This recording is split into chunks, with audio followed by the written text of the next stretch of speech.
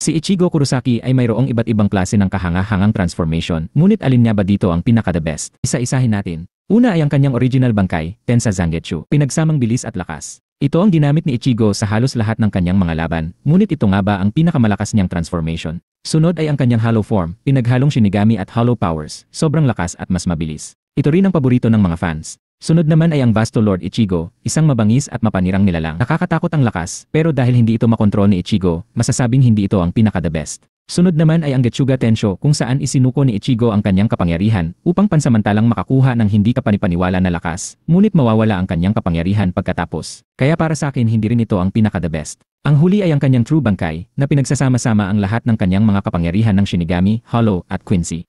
Masasabing kamangha-mangha ang transformation na ito, bukod sa sobrang lakas ng kapangyarihan, ay kaya rin niya itong kontrolin. So ano nga ba ang best form niya? Para sa akin ito ay ang kanyang True Bankai, isang perpektong pagsasama-sama ng lahat ng kanyang lakas.